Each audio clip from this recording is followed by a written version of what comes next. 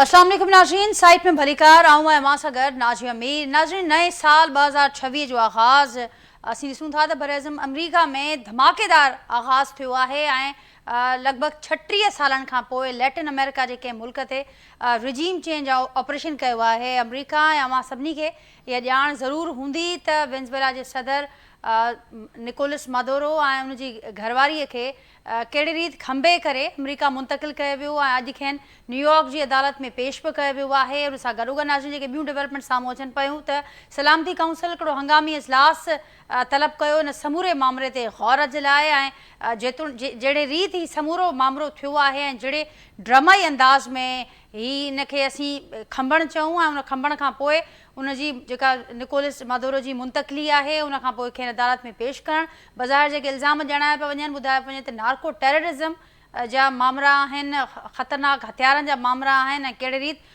उन ज़रिए अमेरिका खे नुक़सानु पहुचायो वियो। बज़ाहिर नाज़रीन ही इल्ज़ाम साम्हूं अचनि पिया ऐं उन्हनि ई इल्ज़ामनि जे हवाले सां ही अॼु पेश कयो वियो आहे निकोलस मादुरो खे न्यूयॉर्क जी अदालत में। उन सां पर सवाल मुख़्तलिफ़ पैदा थियनि पिया त जहिड़ी रीति ही जेका समूरी फ़ौजी कार्रवाई थी आहे वेनेज़ुएला अंदरि अमरीका जी, उन ते पिणु सवाल उथनि पिया त हिनखे छा क़ानूनी जवाज़ हासिलु हो, उनखे अॻियां को क़ानूनी कवर मिली सघंदो, उनजा रेपरकशन्स कहिड़ा हूंदा। ऐं हीउ सुवाल बि उथे पियो त निकोलस मादुरो सां छा थींदो। गॾोगॾु जेका ही रिजीम चेंज वारी पॉलिसी आहे अमरीका जी, अवां सभिनी खे यादि हूंदो त हीअ बि नई न आहे, माज़ीअ में बि असां इन जो मुज़ाहिरो ॾिठो आहे। जीअं मूं ज़िक्र कयो पंहिंजे इंट्रो में त 36 साल अॻु लैटिन अमेरिका जी हिकु मुल्क आहे नाज़रीन, उते बि असां पैनामा में साॻिए नमूने सां कार्रवाई ॾिठीसीं। त हाणे हीअ जेका अॼु समूरी कार्रवाई थी आहे इन खां पोइ खोड़ सवाल पैदा थियनि पिया, पर जेको सभ खां अहम सवाल जेको बार बार हर को उथारे पियो उहो सवाल इहो आहे त हाणे अॻियां छा थींदो, निकोलस मादुरो सां अॻियां छा थींदो। इहो बि सवाल उथे पियो त हिन रिजीम चेंज पॉलिसी जा आलमी सियासत ते कहिड़ा असर असांखे नज़र ईंदा। पाकिस्तान जेको ही बदिलजंदड़ ताक़त जो जेको असांखे बैलेंस नज़र अचे पियो उन में हू किथे स्टैंड करे पियो, असांखे कहिड़े क़िस्म जी प्लानिंग जी ज़रूरत आहे इन समूरी मंज़रनामे खे, इन समूरी आलमी सियासत खे साम्हूं रखंदे। ऐं उन सां गॾोगॾु नाज़रीन इहे सवाल बि पैदा थियनि पिया त हाणे ॿियो कहिड़े मुल्क जो वारो अची सघे थो, या ईअं चऊं त उनजे लाइ ख़तरा वधी विया आहिनि, छाकाणि त जीअं त अमेरिकी सदर ट्रंप पारां इहे ॻाल्हियूं बि इहे बयान बि साम्हूं अचनि पिया जंहिंमें क्यूबा जो ज़िक्र कयो पियो वञे, मैक्सिको जो ज़िक्र कयो पियो वञे, उन सां गॾोगॾु ग्रीनलैंड अंदरि डेनमार्क अंदरि बि नाज़रीन ख़ौफ़ मौजूदु आहे। अव्हांखे यादि हूंदो त ईरान अंदरि जेके एहतिजाजी मुज़ाहिरा थियनि पिया उन ते पिणु हिकिड़ी धमकीअ ते ॿधल जेको मामला बयान आहिनि उहे पिणु साम्हूं आयल आहिनि अमरीकी सदर जा। त हाणे नेक्स्ट छा थियण वारो आहे उन ते पिणु तमामु घणी गणतीअ जो इज़हार बि थिए पियो। जेके आलमी ताक़तूं आहिनि उहे जेको उनजो रदअमल साम्हूं अचे पियो उहो छा शेप ॾींदो आलमी सियासत खे, उन ते पिणु गुफ़्तगू कंदासीं। जेको एक्सपर्ट्स जो पैनल मूंसां गॾु मौजूदु आहे उनजो तारुफ़ असां कराईंदसि। अॼोके पैनल में गुफ़्तगू जे लाइ मूंखे जॉइन कयो आहे सीनियर डिप्लोमेट आहिनि अॻूणा एम्बेसडर डॉक्टर जमील अहमद ख़ान साहब, मूंसां गॾु वीडियो लिंक ज़रिए हिन प्रोग्राम जो हिसो आहिनि। सीनियर डिप्लोमेट आहिनि हसन हबीब साहब, मूंसां गॾु वीडियो लिंक ज़रिए हिन प्रोग्राम जो हिसो आहिनि।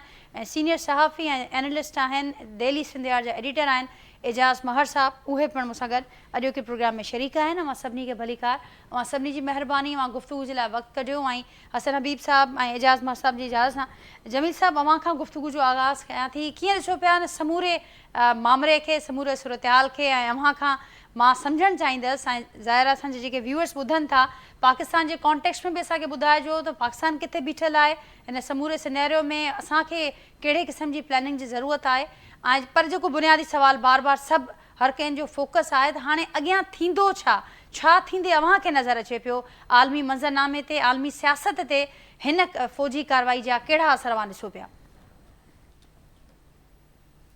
ही कदम जेको खयो वियो आहे ये कानूनी आहे या गैर कानूनी आहे, सॼी दुनिया ख़बर आहे त इहो कदम गैर कानूनी आहे। ऐं अमेरिका चवे थो पियो त न कानूनी आहे छो जो असां कंहिं मुल्क ते हमिलो न कयो आहे, असां को ग़लति कमु न कयो आहे, असां कानून जे मूजिबि असांजी जस्टिस डिपार्टमेंट केस रजिस्टर कयो, उनजे मुताबिक़ असां उनजी हेड मनी रखीसीं, ख़ासि तौर ते ड्रग ट्रैफिकिंग जी ऐं मनी लॉन्ड्रिंग जे हवाले सां, छो जो अमेरिका में ड्रग ट्रैफिकिंग थिए पई ऐं डोनाल्ड ट्रंप पियो चवे त को 20,000 खनि माण्हू मारिजी वेंदा आहिनि हिन ड्रग ट्रैफिकिंग जे करे।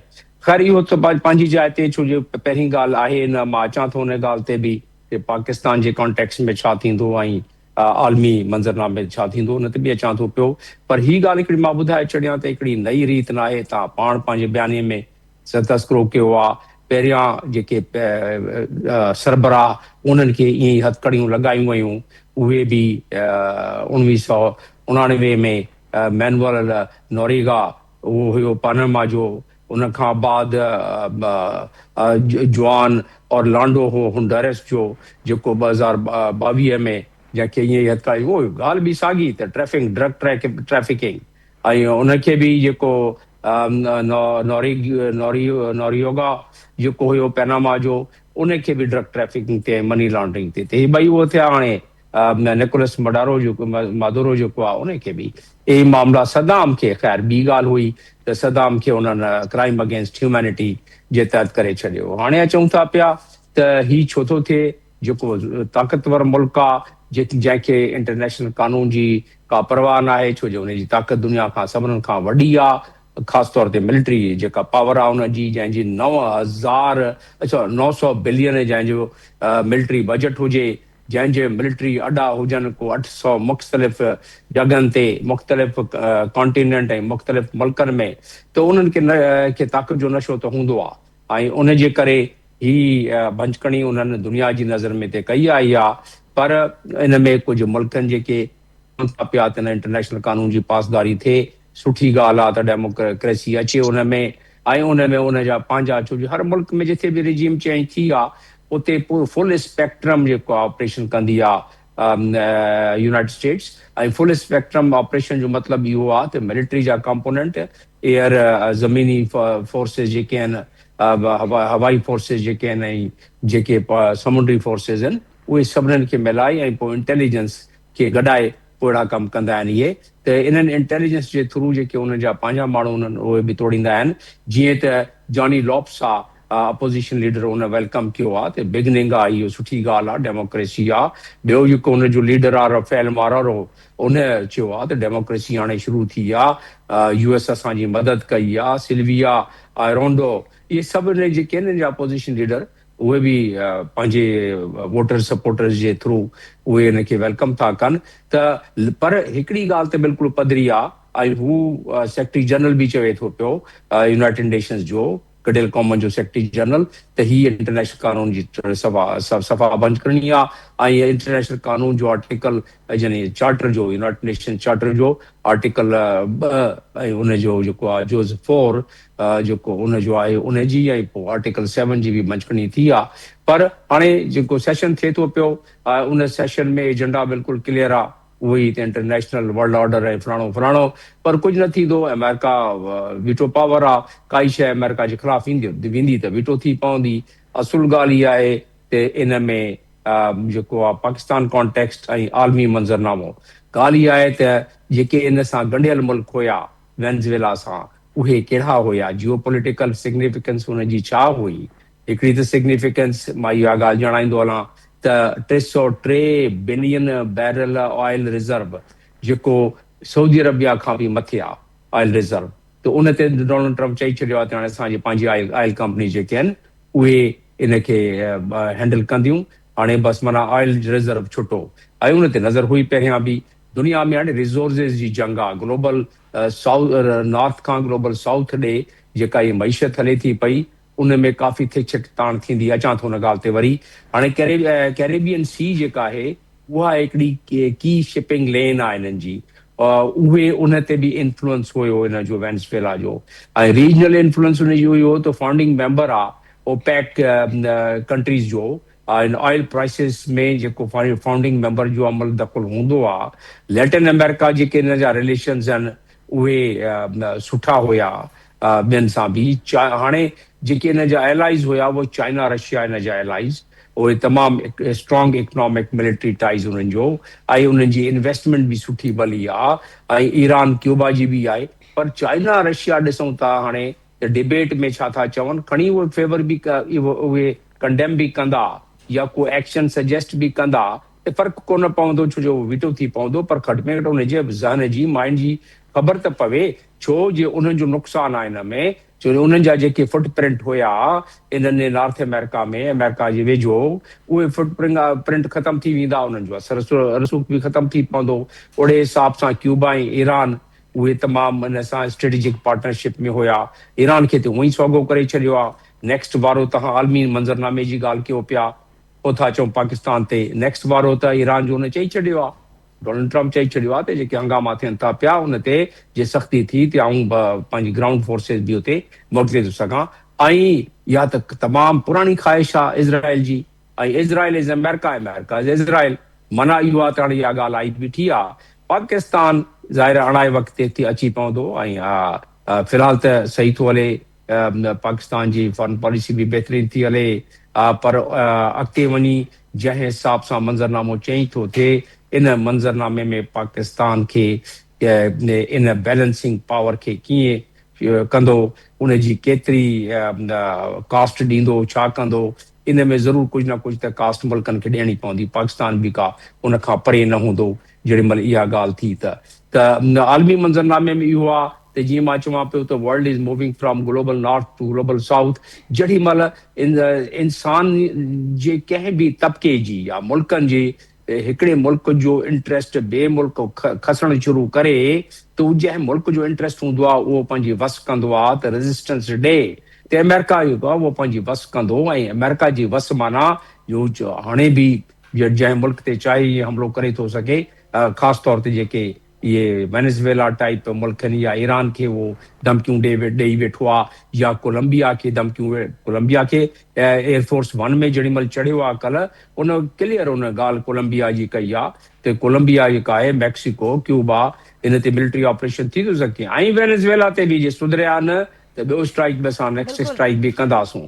न त ही सभु ॻाल्हियूं जे ज़हन में रखूं त तव्हांजो जेको तव्हांजा नाज़रीन ॿुधणु चाहींदा त ईरान जी ॻाल्हि जेका लॻे थी पई त आई बीठी आहे, छो जो काफ़ी पुराणी इहा ख़्वाहिश आहे ऐं इन ते काफ़ी मटीरियल अवेलेबल आहे। तव्हांजा ॿिया बि गेस्ट आहिनि, न त मां तव्हांखे इन में मज़ीद वज़ाहत करे ॿुधाए थो सघां त इन में केतिरो इहो इंट्रस्ट आहे अमेरिका जो ऐं इज़राइल जो त ईरान खे हाणे जेको सौगो कनि, रिजीम चेंज कनि या ईरान ते अहिड़ो को हमिलो करे के माण्हू खणी वञनि ईरान मां माण्हू माराइण, त उन्हनि लाइ का ॻाल्हि ई न आहे, उन्हनि इहा ॻाल्हि साबित करे छॾियो आहे। त इन जे करे ईरान वारो मामिलो ऐं ईरान जे मामले में जेके कंट्रीज़ आहिनि मिडल ईस्टर्न कंट्रीज़ उन्हनि खे बि कुझु न उहो पवंदो। सिक्योरिटी काउंसिल जो जेको कार्रवाई हुई उहो कार्रवाई पूरी करे नोटिफिकेशन इशू करे एजेंडा सभु करे मीटिंग हाणे आहे, त हाणे ॾिसूं त हिन वोटिंग में ख़बर पवंदी। त वोटिंग में त ज़ाहिर वीटो थींदो ई थींदो, पर उन खां अलावा जेके बाक़ी मेंबर आहिनि उहो वोट अमेरिका जो केतिरा मेंबर साथ था ॾियनि। लॻे ईअं थो पियो त नओं मेंबर जी ज़रूरत पवंदी आहे जेको वीटो न थिए त कामयाबु थी वञे रेज़ोल्यूशन, त अमेरिका त उहो न करणु ॾींदो। लॻे थो पियो त अमेरिका पंहिंजे वोटनि जी तादाद बि वधाईंदो सिक्योरिटी काउंसिल में। उन वक़्तु पाकिस्तान लाइ अरिड़ो वक़्तु हूंदो।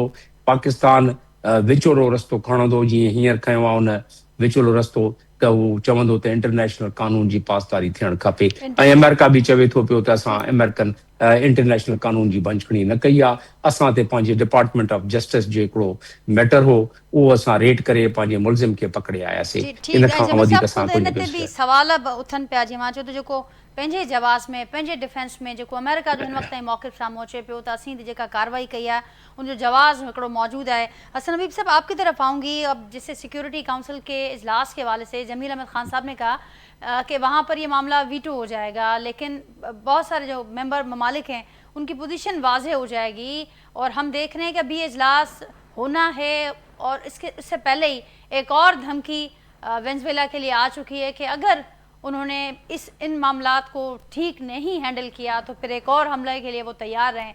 कैसे देखते हैं आप, क्या रिपरकशंस इसके देख रहे हैं खुद अमेरिका के लिए, और बाकी जो जिक्र हो रहा है कि आलमी सियासत पर इसके क्या असरात आप देख रहे हैं? देखिए, डॉक्टर जमील ने बिल्कुल सही कहा कि सिक्योरिटी काउंसिल से हमें कोई ज्यादा उम्मीद नहीं रखनी चाहिए। पाकिस्तान जैसे जो कमजोर मुल्क हैं, लेट्स बी वेरी फ्रैंक, हम वोट दे ही नहीं सकते अमेरिका के खिलाफ। हमारा जो स्टेटमेंट आया फॉरेन ऑफिस का वो भी बहुत कमजोर टाइप का है, जिसमें लॉ की बात की है। What law we are talking about? एक प्रेसिडेंट जिसको इम्यूनिटी है, दुनिया के 160 मुल्कों के सुदूर को इम्यूनिटी है अगेंस्ट एनी प्रोसिक्यूशन। जब तक वो सदर हैं आप उनके खिलाफ एक्शन नहीं ले सकते। अमेरिका ने उसकी सीधी सीधी वायलेशन की है, उसको वो किसी तरह भी जस्टिफाई करने की कोशिश करें, इंटरनेशनल लॉ में कोई गुंजाइश नहीं है। तो सिक्योरिटी काउंसिल अपनी जगह, इंटरनेशनल लॉ अपनी जगह। अमेरिका का देखिए इस वक्त सबसे बड़ा मसला है कि जो अमेरिका के जो एनिमीज हैं, अमेरिका उनको समझ ही नहीं पा रहा, और उनके नजदीक एक ही ऑप्शन रह जाता है, मिलिट्री ऑप्शन। बजाय इसके कि वो वेनेजुएला में जो अपोजिशन है या डेमोक्रेटिक इंस्टीट्यूशंस हैं उनके थ्रू कुछ करते, उन्होंने सीधे सीधे लोग उतारे। उन्होंने आसान काम ये किया कि वहाँ की फौज में अपने इन्फॉर्मर्स या उनके जो एजेंट थे उनके थ्रू काम किया। कमोबेश यही वो ईरान में कर रहे थे कि महंगाई के नाम पे उन्होंने अपने लोगों को बीच में इन्वॉल्व किया। और अब जो वीडियोज आ रही हैं, और मेरी भी कुछ लोगों से वहाँ बात हुई, उसके हिसाब से तो वहाँ इस दफा का जो प्रोटेस्ट है उनमें वो नाकाम रहे हैं। जहां तक वेनेजुएला की इंपॉर्टेंस का सवाल है, ड्रग तो अपनी जगह है, ड्रग तो सारी दुनिया से जा आ रही है, उसको रोकना सारी दुनिया का काम है, यूएन भी उसमें शामिल है, और ये बायलैटरल और मल्टीलैटरल ट्रीटीज के तहत किया जाता है। असल सवाल ये, जैसे जमील साहब ने कहा था, 303 बिलियन बैरल्स ऑयल है उनके पास, सऊदी अरब से कुछ 30% ज्यादा। और उसकी जरूरत क्या है? ये अगर अभी ईरान के खिलाफ या मिडिल ईस्ट में कोई एक्शन होता है तो 30% ऑयल अवेलेबल नहीं होगा। उस वक्त वेनेजुएला के ऑयल की उनको जरूरत है। तो ये अब इसके लिए हमें ज़हनी तौर पे तैयार रहना चाहिए कि अगला नंबर मिडिल ईस्ट या उसके करीब करीब पड़ेगा। और वो जाहिर है ईरान है। पिछली दफा भी जो ईरान पर अटैक हुआ था उससे पहले एक अटेम्प्ट हुई थी स्नैच करने की, रिपोर्टेडली कि खामेनाई साहब को या एलिमिनेट करें उठाएं, वो शायद उतनी कामयाब नहीं हो पाई और मिस कर गए, तो इसलिए उन्होंने फिर न्यूक्लियर की तरफ तवज्जो दी। ये सब इसीलिए हो रहा है कि इसराइल को वो चाहते हैं अनबीटेबल या एक सुपीरियर पोजीशन मिडल ईस्ट में दिला दें ताकि मिडल ईस्ट उनके काबू में रहे। अब मुसीबत ये है कि मिडल ईस्ट उनके काबू में कैसे जाता है, जब तक वेनेजुएला जो ईरान का एलाई था, रशिया का, चाइना का एलाई था। अजीब सी बात है कि ये स्नैच से कोई 8 घंटे पहले चाइना का शी जिनपिंग का, प्रेसिडेंट का स्पेशल एनवॉय आया था प्रेसिडेंट मोडोरो से मिलने के लिए। अब ये हो क्या रहा है समझ से बाहर है। अच्छा, एक और थियरी ये है कि ये रिसोर्स वाली जंग में, जिसमें कहते हैं क्रूड 3 टाइप के होते हैं, लाइट, मीडियम और हैवी। अमेरिका ने जब रिफाइनिंग की इंडस्ट्री प्रमोट की थी तो ज्यादातर वो हैवी क्रूड पे बेस्ड थी। अब अमेरिका में जो नया ऑयल रिकवर हो रहा है, या जो अब वो कहते हैं हमारे पास बहुत है, वो सारा शेल ऑयल है जो कि लाइट होता है। अब लाइट ऑयल की रिफाइनरी अलग होती है, हैवी की अलग होती है। तो अमेरिका को अपने लिए क्रूड की जरूरत है, और 90% चाइना उठा रहा था वेनेजुएला से। तो वेनेजुएला की दोहरी अहमियत है, एक अमेरिका के कब्जे में चला गया, कल को वो चाइना को फ्यूल नहीं लेने देंगे। जैसे ही करंट एग्रीमेंट्स एक्सपायर होंगे, पूरी उम्मीद है चाइना को नहीं मिलेंगे। तो चाइना क्या करेगा? जिसकी 90% ऑयल जो है वो वेनेजुएला से आ रहा था, वो फिर कहाँ जाएगा? दूसरी तरफ रशिया है, ईरान है। तो ये रिसोर्सेज की जंग इतनी कॉम्प्लेक्स हुई चली जा रही है कि समझ से बाहर है कि किस तरह से हम इसको रिजॉल्व करेंगे।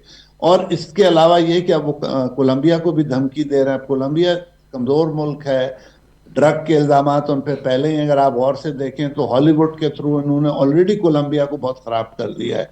क्योंकि वो जो नार्को टेररिज्म वाली बातें हैं, जिसमें उन्होंने सीरियल बनाए हैं, नार्को बड़ा मशहूर सीरियल उनका था, जी। और क्यूबा को वो कहते तो ऑलरेडी फॉल कर जाएगा, फिर वो मैक्सिको को धमकियां दे रहे हैं।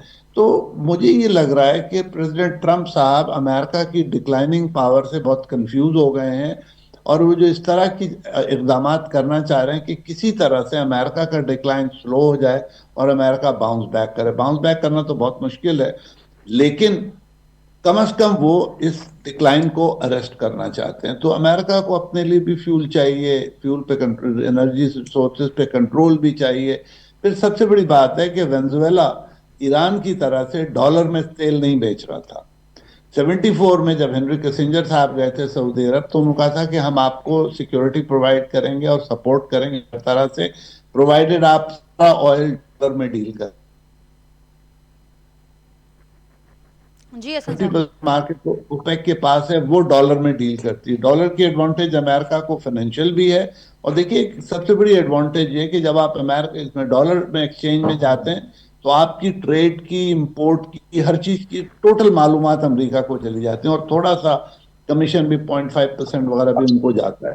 तो ये फाइनेंशियली भी ठीक है, और अमेरिका की मार्केट नॉलेज भी बहुत बढ़ जाती है। तो ऑल इन ऑल रिसोर्स की जंग है, डॉलर को प्रोटेक्ट करने की जंग है, और दुनिया को बताने की जरूरत है कि अमेरिका को कि भाई अगर आप हमारी बात नहीं मानेंगे तो हम इस हद तक जा सकते हैं। जबकि अमेरिका ने आईसीसी का तो वो साइन ही नहीं किया चार्टर, तो अमेरिका को कोई हक नहीं है कि इस तरह से क्रिमिनल उसमें लोगों को उठाए। अमेरिका की सिक्योरिटी, वेनेजुएला से तो आज तक कोई थ्रेट अमेरिका को डायरेक्ट आई नहीं थी। ये बात और है कि उनके स्टेटमेंट्स बड़े बिलिजरेंट होते हैं। मुझे याद है ह्यूगो चावेज ने यूएन में कहा था कि आई कैन स्मेल सल्फर, तो वो शैतान अमेरिका को इनडायरेक्टली उन्होंने कहा था। वही जो ईरानी कहते हैं। तो ईरान से उनकी बड़ी क्लोज रिलेशनशिप थी। तो वेनेजुएला को कमजोर करने का मतलब है कि ईरान को फर्दर कमजोर करें। इससे पहले एक्सेस ऑफ रेजिस्टेंस था जिसमें हमास वगैरह सबको फारिग कर दिया गया। तो ऑल इन ऑल ये बड़ी एक कामयाब एफर्ट है अमेरिका की कि वो अपने नेबरहुड की तरफ तवज्जो दे रहे हैं कि वो वहाँ अपना इन्फ्लुएंस मजीद बढ़ाएं और रिसोर्सेज पे भी कब्जा कर लें। और रिसोर्सेज पर भी कब्जा कर लें। एजाज मर साहब मूंसां गॾु मौजूद आहियो मां, मुंहिंजो आवाज़ वहां ताईं पहुचे पियो? जी जी बिल्कुलु अचे एजाज थो। साहब, ॿिन्ही एक्सपर्ट्स खे मां ॿुधो ऐं ॼाणायो पियो वञे त जीअं त रिसोर्सिस जी जंग आहे, ऐं जेको ही असां ॾिसूं था हिन रिसोर्सिस जी जंग में हर को चाहे पियो त पंहिंजी जेको ताक़त आहे उन जो इस्तेमालु बि करे ऐं उनखे ज़ाहिर बि करे। त हिन वक़्तु अमेरिका जी हिकिड़ी, जीअं हसन हबीब साहब चयो, त हिकिड़ी उहा ई कोशिशि आहे, कामयाबु हिकिड़ी एफर्ट नज़र अचे पई। अव्हां कीअं ॾिसो पिया ही एफर्ट्स कामयाबु थींदे ॾिसो पिया, इन जा के रिपरकशन्स अव्हांखे नज़र अचनि पिया? हिकिड़ो ॿियो फैक्टर जेको असांखे नज़र अचे पियो त जेके बि मुल्क जिते रिजीम चेंज थियो या जिते जिन खे धमकियूं ॾिनी पियूं वञनि या जेके हिन वक़्तु ख़तरे में आहिनि, ख़ौफ़ में आहिनि, उते असां ॾिठोसीं त माशी बदहाली हिकिड़ो फैक्टर नज़र अचे पियो। बावजूदि वेनेजुएला हुजे, ॿिया मुल्क हुजनि, कुदरती ज़ख़ीरनि खां मालामाल आहिनि, पर उन बावजूदि माशी बदहालीअ जो शिकार आहिनि। ऐं ही हिकिड़ो फैक्टर नज़र अचे पियो, कॉमन फैक्टर नज़र अचे पियो, जेको हर जाइ ते अहिड़नि मुल्कनि जे पुठियां असांखे नज़र अचे पियो। उहो बिल्कुलु आहे, पर ॻाल्हि इहा आहे त इहो ई नारो अमेरिका हणी लिबिया में वियो, इहो ई नारो इराक में खणी वियो, इहो ई नारो जेको आहे उहो शाम में तव्हां ॾिठो छा थियो। त किथे ख़ुशहाली आई आहे? कहिड़ो उते जेको आहे त हाणे खीर जूं। ॿी ॻाल्हि त पहिरीं त तव्हांखे लेटेस्ट अपडेट इहो ॾियां त हींअर उनखे मूव करायो अथऊं मादुरो साहब खे, जेको आहे कोर्ट में पेश करण जे लाइ रस्ते में आहे, पेश पुॼण वारो आहे कोर्ट में। ऐं ॿी ॻाल्हि त जेका उबूरी सदर आहे वेनेजुएला जी, उन ऐलान कयो आहे, टेलीग्राम ते ट्वीट कयो अथसि त असां ट्रम्प सां गॾु कमु करण जे लाइ तयारु आहियूं ऐं असां नथा चाहियूं त असांजो जेको गिरफ़्तार सदर आहे उनखे को नुक़सानु पहुचे। ऐं हुन इहो बि ॼाणायो आहे पंहिंजे बयान में त जेको 1989 में जॾहिं पनामा ते अमेरिका हमिलो कयो त उन बचाव जे लाइ वरिता हुया त हू प्रेसिडेंट आहे, हुनखे हिकिड़ी इम्यूनिटी आहे, ऐं प्लस जेको आहे त तव्हां हुनजो ट्रायल नथा करे सघो, तव्हां हिकु मुल्क ते हमिलो कयो आहे, तव्हां हुनजी सॉवरेनिटी जी ख़िलाफ़ वर्ज़ी कई आहे। त उहे सभु शयूं चए हाणे बि थींदियूं, तॾहिं बि जेको आहे त उन हमरा जेको पनामा जो प्रेसिडेंट हुयो, जंहिंखे अमेरिका खणी वियो हो 1989 में, उन खां पोइ कुझु अरसो जेल में रखण खां पोइ हुनखे फ्रांस वरी मोकिले छॾियो हुओ, ऐं उतां फ्रांस खां पोइ वापसि वरी पंहिंजे वतन जॾहिं आयो त उहो जेल में मरी वियो। त हूअ जो हुनजो चवणु इहो आहे उबूरी सदर जो, त असां अहिड़े क़िस्म जे कंहिं बि उन में नथा पवणु चाहियूं, ऐं असां चाहियूं था त पंहिंजी सॉवरेनिटी ऐं डिग्निटी जे हिसाब सां अमेरिका सां ताउन कयूं। ऐं हुन इनवाइट बि कयो आहे अमेरिकी इंतिज़ामिया खे त ॻाल्हियूं कयो। हिकिड़ो त इहो अपडेट। ॿियो ॻाल्हि इहा आई त हिन सॼे तनाज़ुर में ज़ाहिर आहे त ही को कानूनी या गैर कानूनी शइ जे बहस में असां नथा वञूं। सिक्योरिटी काउंसिल जे बारे में बि हबीब साहब या ॿियनि दोस्तनि ॻाल्हायो आहे, त उन सॼे मामले खे, त इन में तव्हांखे यादि हूंदो त कुझु अर्सो माइक पोम्पियो जेको CIA जो डायरेक्टर बि रहियो, पोइ वरी सेक्रेटरी स्टेट बि रहियो, त उनजी हिकिड़ी ट्वीट आहे, उहो त चए त नेक्स्ट जेको हूंदो ईरान हूंदो, ऐं उन खां पोइ फर्दर नेक्स्ट जेको आहे बलूचिस्तान बैटल फील्ड हूंदो या टारगेट हूंदो अमेरिका जो। त इन तनाज़ुर में बि असांखे शयुनि खे ॾिसणु घुरिजे। ऐं हिन सॼे इन में मूंखे जेका डिसअपॉइंटमेंट थी आहे उहा थी आहे त चाइना ऐं रशिया जो को बि अहिड़ो सवाइ मज़मती बयाननि जे को अहिड़ो रद्द अमल साम्हूं न आहे आयो। शायदि अमेरिका उन्हनि खे इहा ख़ातिरी कराई हुजे त यूक्रेन में जेको आहे रशिया खे उनजी सेटलमेंट जे हिसाब सां जेको आहे तोखे असां फ़ाइदो ॾींदासीं, ऐं चाइना खे बि का अहिड़ी ख़ातिरी कराई हुजे। इहो त मॉर्निंग पोस्ट जेको चाइना जी आहे उन में रिपोर्ट थियो आहे त जेको उते अमेरिका इहो चयो आहे चाइना खे त तव्हांजी तेल जी सप्लाई मुतासिर न थींदी, असां तव्हांखे बदस्तूर ॾींदा रहंदासीं।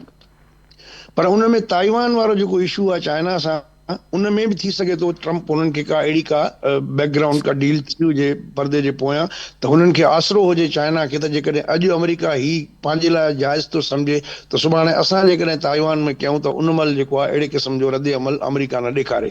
हाणे थिए छा थो उहो त बाद जी ॻाल्हि आहे, पर इहे बि इन जा अहम पहलू आहिनि। ऐं जेको हिकिड़ो हवा भरिजी वई कुझु ॾींहंनि खां वठी त चाइना नेक्स्ट टू अमेरिका आहे, एट पार द अमेरिका आहे, स्पेस टेक्नोलॉजी हुजे, चाहे वेपनरी हुजे, चाहे उहो कहिड़े बि क़िस्म जी हुजे, लेटेस्ट AI टेक्नोलॉजी हुजनि या AI जो इस्तेमालु हुजे वेपनरी में, उन में जेको आहे त अमेरिका सां एट पार अची वियो आहे। त उन चाइना जी हवा निकिरी वई आहे। मूंखे त लॻे थो उनजो जेको हिकिड़ो ठहियो माहौल, उन में सॼो जेको आहे त उहो चाइना ईअं ॼणो फूकणे वांगुरु जेको आहे फ़िलहाल त हाली जग वांगुरु वेहिजी वियो आहे। त उन सॼो इहो इंटरनेशनल क़ुवतनि जे लाइ चैलेंज आहे। यकीनन सिक्योरिटी काउंसिल में रशिया चाइना ॿई जेको आहे त सपोर्ट कनि, पर आया उहा सपोर्ट जेको आहे केतिरी फ़ाइदेमंद आहे। इन सां हिकिड़ो त जेको इंटरनेशनल लॉ आहे उहो इरोड थी वियो, अॻु में जेको आहे उनखे तबाह करे छॾियो हो इसराइल गज़ा जी जंग में, ऐं थोरो घणो जेको भरम हुयो उहो अमेरिका जेको आहे पंहिंजे ॾढ ऐं ज़ोर जे ताक़त जे बुनियाद ते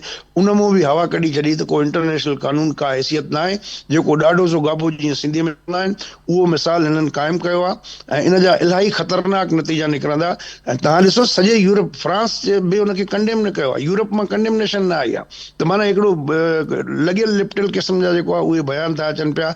ऐं नेक्स्ट बिल्कुलु जीअं अॻु में मूं चयो, ॿियनि दोस्तनि बि चयो त हाणे जेको ही जॾहिं सेटल थींदो मामिलो, त इन में मूंखे नथो लॻे त जेको हाणे 3 करोड़ आबादी आहे बमुश्किल जेको आहे ब्राज़ील जी, हिननि जी वेनेज़ुएला जी, ऐं जेको आहे त 30 करोड़ पॉपुलेशन खां मथे आहे अमेरिका जी।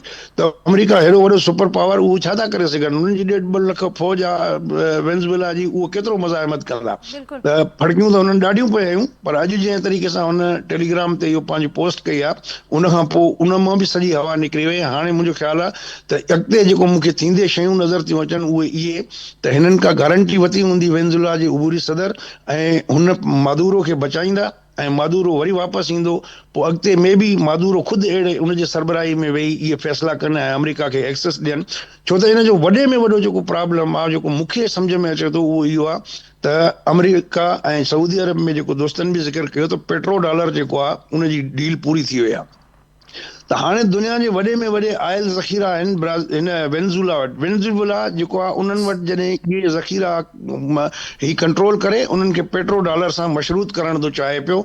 जेका इहो मामिलो सेटल करण खां पोइ अमेरिका वधंदो ईरान ॾे। त इहो जेको जेकॾहिं पेट्रो डॉलर हिन खां डिटेच थिए थो पियो डॉलर खां, जेको आहे तेल जूं सौदा जेके आहिनि, जेके ऑलरेडी हींअर ताईं रशिया, ईरान ऐं चाइना में जेको आहे उहो ऑलरेडी कारोबार अदर देन डॉलर पियो हले।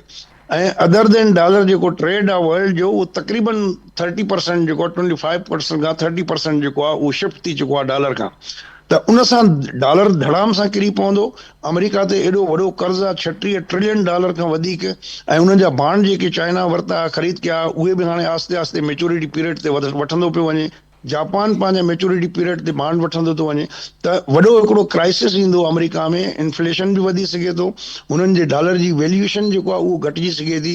इहो तक़रीबन 4 साल अॻु हिकिड़े अमेरिकी थिंक टैंक हिकिड़ो आर्टिकल लिखियो, जंहिंमें चयो त जंहिं ॾींहुं पेट्रो डॉलर ख़तमु थियो, इहे पाण में डिटेच थिया, त हीउ जेको US डॉलर आहे इन जी क़ीमत टिश्यू पेपर खां घटि माना जे बराबरि थी वेंदी।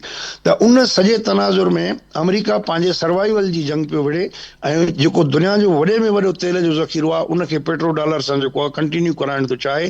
पोइ ॿियनि खे बि डंडे जे ज़ोर ते कराए वेंदो। आया सऊदी अरब जेको अॻु में ब्रिक्स में वञण जी कोशिशि पियो करे, हाणे तव्हां ॾिसो त यमन में जेके UAE ऐं इसराइल गॾिजी जेको आहे उते STC वारा जेके बाग़ी आहिनि, बावजूदि हिन जे त 2 ॾींहंनि खां उते सऊदी अरब खे सरसी थी आहे, पर उहे बाग़ी बि लॻा पिया आहिनि। सऊदी अरब खे बि चौधारी जेको आहे उन जा आहिनि मामला, जेको आहे त उन में बि कंहिं हद ताईं वञी अॻिते अमेरिका उनखे तंग कंदो।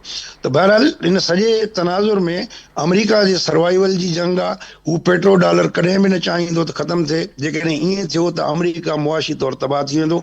इन ई सॼे तनाज़ुर में इहे सभु शयूं थियनि पियूं। इन ई सॼे तनाज़ुर में सभु शयूं थियनि पियूं। डॉक्टर जमील साहब कुझु ऐड कंदो हिन में ऐं गॾोगॾु जेके कुझु अपडेट्स एजाज़ महर साहब हिते शेयर कयूं त हाणे उबूरी सदर पारां बि अमेरिका जी जेके आछूं आहिनि, जेके मामला आहिनि, उन्हनि ते अॻिते वधाइण या गॾिजी कमु करण ते बि मामला साम्हूं अचनि पिया। कीअं ॾिसो पिया, हिन ॾिस में छा थींदे ॾिसो पिया? निकोलस मदुरो साहब जो फ्यूचर अव्हांखे छा नज़र अचे पियो? ऐं जेका ॿी ॻाल्हि त हीउ जेको प्रेसिडेंस आहे तमामु घणो ख़तरनाक आहे, ऐं रशिया हुजे, चाइना जो बि ज़िक्र कयो महर साहब, अव्हां बि ज़िक्र कयो अॻु, त ज़ाहिर अव्हां ॾिसो पिया हुनजे अमेरिका जे फुट स्टेप्स ते अॻियां हलंदे ॿियनि मुल्कनि खे? अमेरिका जे फुट स्टेप्स ते त उन हिकिड़ी हाणे पेंडोरा बॉक्स खोले छॾी आहे न। त उहा जेका ॻाल्हि हले पई त चाइना ताइवान जे हवाले सां पोइ माना जॾहिं चाहे चाइना इहो ई हरकत करे वठे ताइवान सां, उन लाइ त का ॻाल्हि ई न आहे। ऐं उन हिसाब सां 20% जेको आहे कब्ज़ो पहिरियां करे वरितो आहे रशिया, बाक़ी 80% रहिजी वियो आहे। पूरो सॼो मुल्क खाई थो सघे यूक्रेन जो। इज़राइल 5 मुल्कनि ते बम्बार्डमेंट ऐं हमला करे चुको आहे, त बाक़ी जेके भरपासे वारा मुल्क आहिनि इज़राइल जे, उन्हनि ते बि उहो इहे ई हरकतूं करे। त पेंडोरा बॉक्स इहे त खुली पियो आहे हाणे। ऐं मां सम्झां थो पियो त रशिया जो वधीक हिन ते का न ॻाल्हाइण या स्टैंड न वठणु, चाइना जो स्टैंड न वठणु, उहो सोचनि था पिया त उनजो नेशनल इंट्रस्ट ऑयल ते उहो पूरो करे वठंदा।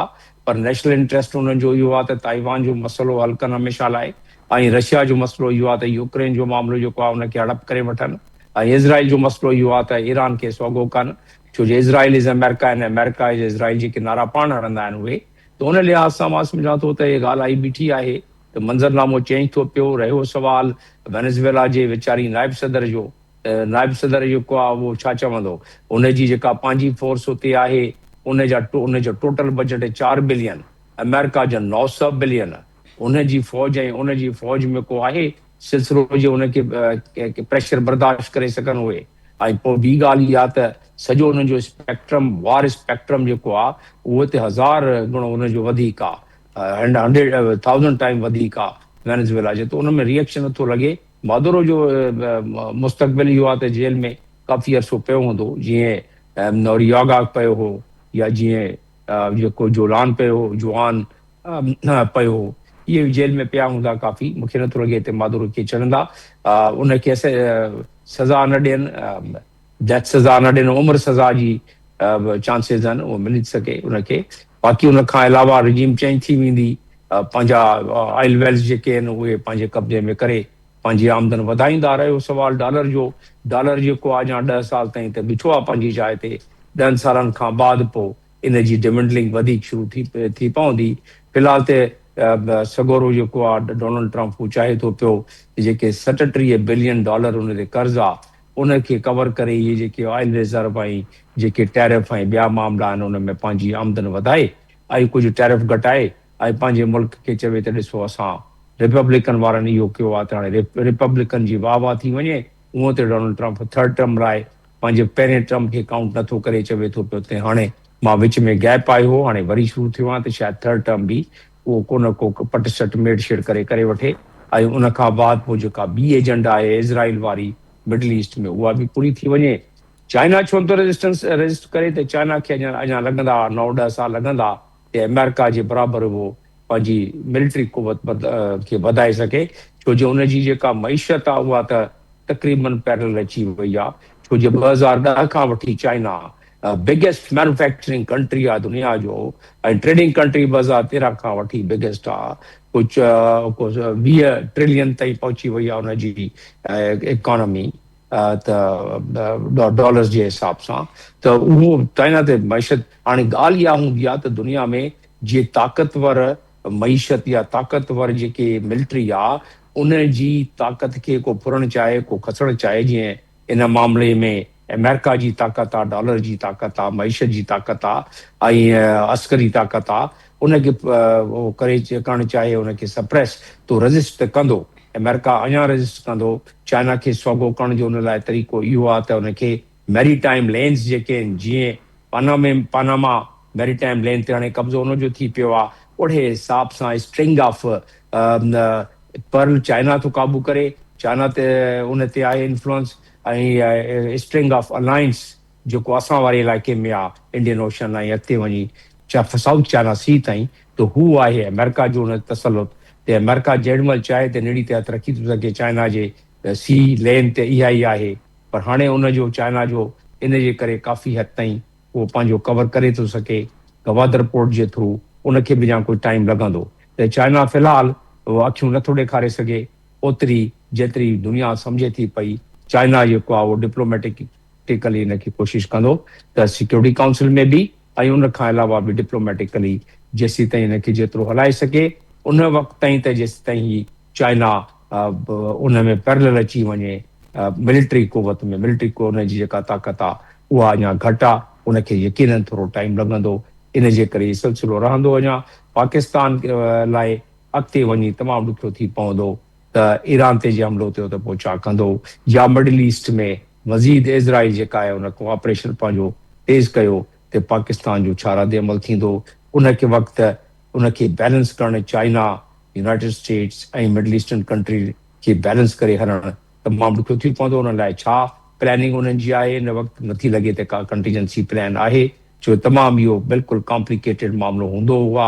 जियो पॉलिटिकल मामला अहिड़ा आहिनि त उन्हनि खे सम्झणु इवन फॉरेन ऑफिस में ऐं इवन जेके वॾा वॾा दिमाग़ आहिनि उन्हनि खे बि तमामु ॾुखियो हूंदो आहे त जियो पॉलिटिकल मामिलो सम्झी सघनि ऐं जेॾी महिल सम्झंदा आहिनि त उनजो हल कढंदा आहिनि ऐं जियो पॉलिटिकल मार अहिड़ी हूंदी आहे त उनखे माण्हू सही नथो सघे। उहो तमामु जेका आहे उहो कापुरो धक लॻंदो आहे जियो पॉलिटिकल बैड डिसीशंस जो। ते हाणे बसि इहो अड़ाओ वक़्तु आहे थोरो, उन में हलचल थींदी मईशत में बि, माना इकोनॉमी में भी हलचल थींदी ऐं ॿियनि मामलनि में भी हलचल थींदी। जी हसन हबीब साहब, आप क्या ऐड करेंगे? कॉन्टीजेंसी प्लान का जिक्र किया डॉक्टर जमील साहब ने कि वो इस वक्त हमें मौजूद नहीं नज़र आता। इस वक्त मिडिल ईस्ट के हालात का भी जिक्र किया, ताकत का बदलता हुआ तवाज़ुन, नया वर्ल्ड ऑर्डर। क्या कहेंगे आप, किस किस्म का कॉन्टीजेंसी प्लान होना चाहिए इस वक्त? किस किस्म की प्लानिंग मुल्क के लिए ज़रूरी है इस वक्त? देखिए, वर्ल्ड ऑर्डर तो इतनी स्पीड से चेंज हो रहा है और ऑन ग्राउंड सिचुएशन इतनी स्पीड से चेंज हो रही है कि मेरा नहीं ख्याल कि कोई भी कंटीजेंसी प्लान जो आप बना रहे हैं वो 2 महीने बाद वैलिड होगा। अभी आप देखें सोमालीलैंड का एक नया इशू आ गया है। इसराइल जो है वो रेड सी पे ऑलमोस्ट कब्जा करने के चक्कर में उसके बाद वो स्वेज को भी बंद कर सकेगा और कंट्रोल कर सकेगा। यमन के भी वो करीब आ रहा है। तो ऑल इन ऑल इजराइल भी उधर से बढ़ रहा है, इधर से अमेरिका बढ़ रहा है। तो हमारा जो भी कंटीजेंसी प्लान हो, मैं डॉक्टर जमील से बिल्कुल एग्री करूंगा कि हमें अपनी फिक्र करनी चाहिए और हमारे लिए बहुत बुरे हालात आ रहे हैं। They are not far. Iran पे हमला हो या बलूचिस्तान पे कोई नया आइटम पेश हो जाए, क्योंकि देखिए ना बलूचिस्तान में इंसर्जेंसी भी मौजूद है, पब्लिक प्रोटेस्ट भी मौजूद है। तो हमें बहुत स्मार्टली प्ले करना है। ठीक है, बज़ाहिर अमेरिका इस वक्त हमारे साथ है, लेकिन अमेरिका की इंटरेस्ट कोई परमानेंट नहीं है। अच्छा, दूसरी तरफ आप चाइना को देखें, मेरा नहीं ख्याल कि ऑयल के बियॉन्ड अमेरिका चाइना को कोई गारंटी देगा। ताइवान अमेरिका का बहुत जो है सेंसिटिव पॉइंट है, क्योंकि अगर ताइवान को खुदा न खास्ता चीन कंट्रोल कर लेता है तो जापान और कोरिया बहुत अनईज हो जाएंगी जो अमेरिका के उस साइड पे एलाई है। प्लस इधर फिलीपींस और बाकी मुल्क हैं जो साउथ चाइना सी वाले। तो चाइना ने, इसीलिए अगर आप गौर से देखें तो चीन ने अभी जो है वो आइस वाला रूट निकाला है, डिलीवरी पहली गई है उस तरफ से आर्टिक रूट से। तो ये एक बहुत तेजी से चेंज होने वाली सिचुएशन है और इसमें जो हमारे जैसे मुल्क हैं कमजोर, देखिए मेन तो बड़े मुल्क जो हैं जिनमें आप चाइना, अमेरिका और रशिया को रखते हैं। इसके बाद मिडिल पावर में तुर्की, इंडिया और दूसरे मुल्क हैं, हम लोग आते हैं इसके बाद। तो हमें अपने लिए जो स्पेस बनानी है वो बड़ी मुश्किल है और हमें एक से ज्यादा एलाइज की जरूरत है। लेकिन कंटीजेंसी प्लान कोई नहीं हमारे पास। अल्लाह का शुक्र है कि हम लोगों ने इस तरफ ज्यादा सोचे ही नहीं। हमने कभी, मेरे ख्याल में, सोचा भी नहीं था कि वेनेजुएला पे टाइम पड़ जाएगा। और ये जितनी, मतलब जिसे कहें ढिठाई इज द करेक्ट वर्ड, जिससे अमेरिका ने ये काम किया है और ओपनली वो कह रहे हैं कि हम ऑयल का ये करेंगे वो करेंगे। This is a very very strange situation. और कोई भी कंटीजेंसी प्लान इसमें नहीं बन सकता। इस वक्त हमें सिर्फ इस बात की जरूरत है कि हम अपने रिसोर्सेज को इंटैक्ट रखें और कोई इस तरह के एडवेंचर को ना होने दें। अब हमें अपना डिफेंसिव पोस्चर स्ट्रांग करना पड़ेगा अपनी सॉवरेनिटी के लिए, अपनी इंटरेस्ट के लिए। हमें अब बहुत ज्यादा आगे के बजाय अपने आप को प्रोटेक्ट करने की जरूरत है। अगर हमने ये नहीं किया और खुदा ना खास्ता बलूचिस्तान में कुछ इधर उधर हो गया, हो सकता है बलूचिस्तान वो हिट करें, क्योंकि चाइना की लाइफलाइन जो है, जिसपे हमने चाइना से नेगोशिएट भी नहीं किया ठीक से, in case south China C में कुछ होता है, गवादर से चाइना का वेस्ट फीड होगा और वो कोई भी एडवेंचर अमेरिका वहां कर सकता है पोर्ट पे या कुछ। तो हमें इस पे, और जाहिर है कि पाकिस्तान क्या कर लेगा अमेरिका का, ना हमारे मिसाइल वहां जा सकते हैं ना हमारी फौज जा सकती है। तो हमारे लिए बड़ी क्रिटिकल सिचुएशन है कि हम अपनी इंटरेस्ट को प्रोटेक्ट करें, अपने जो रिसोर्सेज हैं उन पे उनको मैनेज करें और किसी तरह इस डिफिकल्ट सिचुएशन में आइंदा 10-15 साल के लिए अपनी स्पेस रखें और ये उम्मीद करें कि चाइना इस दौरान स्ट्रांग हो जाएगा, रशिया बाउंस बैक करेगा, तब जाके कोई इंटरनेशनल लेवल पे कोई बैलेंस क्रिएट होगा। इस वक्त तो अमेरिका जो चाह रहा है वो कर रहा है और वो गलत सही का तो अब सवाल ही नहीं है, जो वो चाहते हैं वो कर लेते हैं। तो हमें इस स्टेज पे कंटीजेंसी प्लान के बजाय हमें अपने डिफेंसिव प्लान पे फोकस करना है और किसी तरह से अपने सर्वाइवल को इंश्योर करना है, अपने सर्वाइवल को इंश्योर करना है। जी एजाज मोहर साहब, अवां वटि इंदसि फाइनल कमेंट मां का वठंदसि। हिन स्टेज ते जीअं हसन हबीब साहब ज़िक्र कयो त कोई बि कॉन्टीजेंसी प्लान असांखे वर्क न कंदो, ॾाढो ॾुखियो आहे, पर असांखे पंहिंजे जेके रिसोर्सिस आहिनि उन्हनि खे ध्यानु ॾियण जी ज़रूरत आहे, पंहिंजे सर्वाइवल खे ऐं पंहिंजे मामलात खे असांखे ठीकु रखण जी ज़रूरत आहे। अवां कुझु एड कंदो आख़िर में जेका सूरत हाल आहे ऐं तेज़ीअ सां ई मामला चेंज थियनि पिया, जेके मामला साम्हूं अचनि पिया, उन में असांजी छा स्ट्रेटेजी हुजणु घुरिजे, वे फॉरवर्ड अवां छा सजेस्ट कंदो? ॾिसो, हिन में यकीनन पाकिस्तान जी पंहिंजो स्ट्रेटजी जेका बि हिन महिल ताईं रही आहे या दावा रही आहे उहा इहा रही आहे त असां चीन ऐं अमेरिका सां हिकिड़े बैलेंसिंग पावर सां हलंदासीं, हुननि जी बि ॻाल्हि ॿुधंदासीं, हुननि जी बि ॻाल्हि ॿुधंदासीं ऐं जेको पाकिस्तान जे मफ़ाद में हूंदो उहो असां मञींदासीं। त इन अहिड़े क़िस्म जी अप्रोच ते चीन कुझु मामलनि में ख़दशात जो इज़हार कयो आहे ऐं मां सम्झां थो त पाकिस्तान खे हिन स्टेज ते जॾहिं अहिड़ी कंडीशन ऐं सिचुएशन पुॼी वई आहे त उहो पंहिंजो टिल्ट जेको आहे उहो चीन जे तरफ़ रखणु घुरिजे ऐं इहो बैलेंसिंग वारो जेको हिकिड़ो ढकोसलो आहे या जेको हिकिड़ो ख़ुदि फ़रेबी आहे इन मां निकिरणु घुरिजे। भले चवण जी हद ताईं डिप्लोमेटिक फोरम ते इहा ॻाल्हि सही आहे, पर अंदरूनी तौर ते अमली तौर ते पाकिस्तान खे पंहिंजी टिल्ट अमेरिका जे बजाए भाणण जे बजाए चीन ते भाणणो पवंदो ऐं रशिया वारे पासे जेको आहे उनखे भाणणो पवंदो। ऐं इन होली सोली जीअं माज़ी में असां 70 सालनि 75 सालनि खां ॾिसंदा आया आहियूं त अमेरिका ते जॾहिं बि पाकिस्तान भरोसो कयो आहे त ऐन वक़्त ते अमेरिका धोखो ई ॾिनो आहे। तंहिंजे करे पाकिस्तान जे मफ़ाद में इहो आहे त हू पंहिंजा सोचे सम्झी इन मसइले ते फ़ैसिलो करे। ऐं मां ज़ाती तौर ते इहो सम्झां थो, पोइ थी सघे थो इहो ग़लति या सही कंहिं दोस्त जी नज़र में, पर मां सम्झां थो त पाकिस्तान खे चाइना झुकाव वारी पॉलिसी वधीक करणु घुरिजे, चाइना ते भरोसो वधीक करणु घुरिजे। डॉक्टर जमील साहब कुझु एड कंदो हिन में? चाइना ते वधीक असांखे भाड़णो पवंदो, जेतोणीकि असां ॾिसूं पिया हिकिड़ो ट्रांज़ैक्शनल फेज़ नज़र अचे पियो पाकिस्तान ऐं अमेरिका जे लाॻापन। चाइना जो सबब आहे, चाइना जो सबब आहे त चाइना असांजो पड़ोसी मुल्क पंहिंजी जाइ ते, चाइना इन वक़्तु काफ़ी मिलिट्री जेके उनजी स्ट्रेंथ आहे ख़ासि तौर ते हथियार औज़ारनि जी कुझु मामलनि में काफ़ी अॻिते वधी वियो आहे। पाकिस्तान हिकिड़ो कैपेबल कंट्री आहे जेको इस्तेमालु करे थो सघे, जीअं उन्हनि ॾेखारियो इंडिया पाकिस्तान जी जंग में त कीअं उन इस्तेमालु कया आहिनि चाइना जा जेके हथियार ऐं मिज़ाइल ऐं जेके F-15 वग़ैरह जेके आहिनि।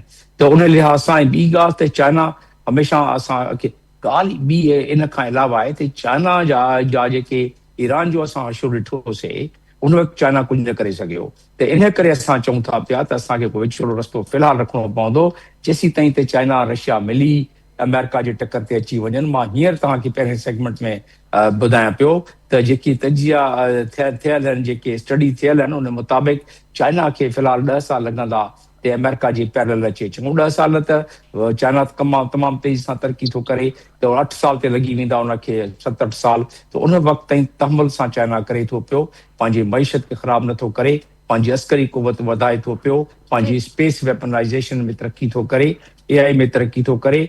असांखे बिल्कुलु ईरान जो छॾे ॾिसो त 25 ईयर जो हुननि जा 400 अरब जा मुआदा थियल आहिनि, हुननि जा इंटेलिजेंस शेयरिंग जा मुआदा थियल आहिनि ऐं ईरान खे चुटे चुटे मारनि पिया ऐं अॼु हुन जा जेके बिल्कुलु टोटल एयर स्पेस खे नाकारा करे छॾियो उन जा लीडर पिया मारनि, पर ईरान छा कयो हुते?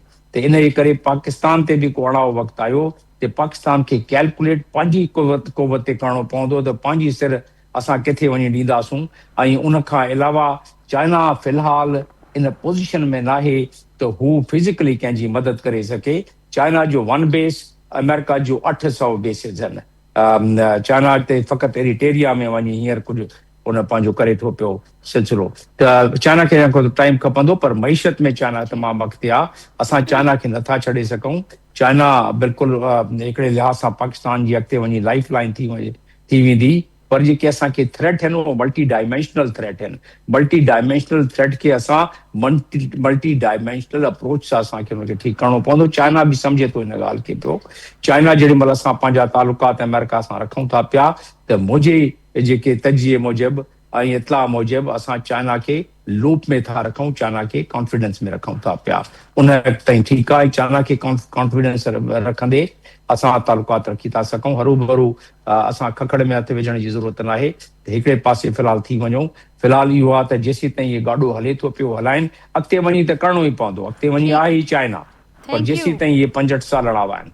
थैंक यू डॉक्टर जमील साहब, हसन हबीब साहब, एजाज़ महर साहब। नाज़रीन, जेके एक्सपर्ट्स जी राय ही त जेका ही सूरत हाल आहे, असीं जेकॾहिं पंहिंजे मुल्क जी ॻाल्हि कयूं था त मल्टी डायमेंशनल थ्रेट्स खे असीं मुंहुं ॾियूं पिया ऐं उन्हनि खे हल करण जे लाइ मल्टी डायमेंशनल अप्रोच जी बि ज़रूरत आहे। नाज़रीन, आलमी मंज़रनामे ते थींदड़ डेवलपमेंट्स, उन जा असर आलमी सियासत ते अॻियां छा थियणु वञे पियो, असांजी पोज़ीशन छा आहे, असांखे छा शइ सूट करे थी ऐं असांजी स्ट्रेटेजी छा हुजणु घुरिजे, उन मामले ते एक्सपर्ट्स जी गुफ़्तगू आहे। ॿुधी पंहिंजी राय खां असांखे आगाह कजो। वरी सुभाणे मां सां मुलाक़ात थींदी। तेसिताईं ॾींदा इजाज़त। अल्लाह हाफ़िज़।